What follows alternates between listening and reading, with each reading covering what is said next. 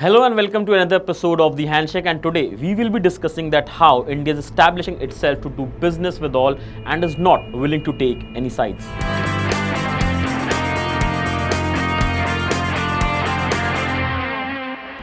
India has firmed up a gradual but significant shift in its foreign policy in the first few months of Prime Minister Narendra Modi's second term.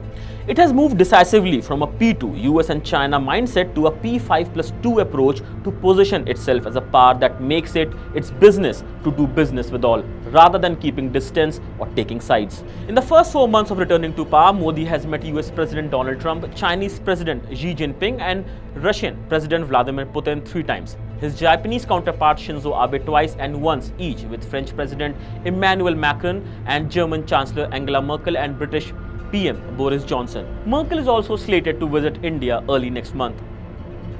These meetings are over and above the many interactions Modi has had with these 7 leaders in group settings at the G20 meet in Osaka, Japan, the Shanghai Cooperation Organization Summit at Bishkek, Kyrgyzstan, the G7 at Biarritz, France, and the Eastern Economic Forum at Vladivostok, Russia. If P5+2 is one end of the India's newfound multi-alignment approach, then Neighborhood Plus is the other end.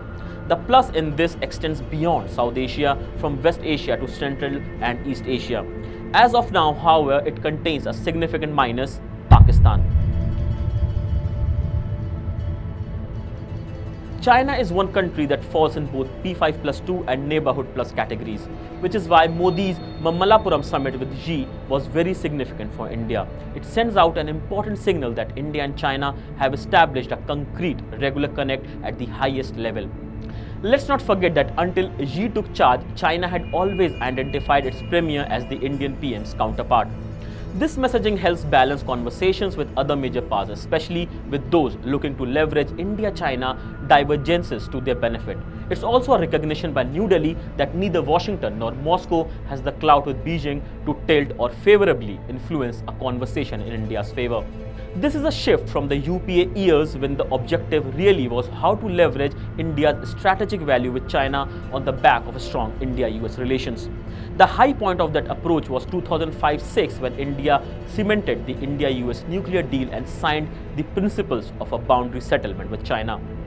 The fact that Xi proposed the idea of developing a manufacturing partnership as a measure to reduce the humongous trade deficit between both countries is an indication that China is perhaps beginning to see merit in establishing an India-specific conversation devoid of other contentious issues.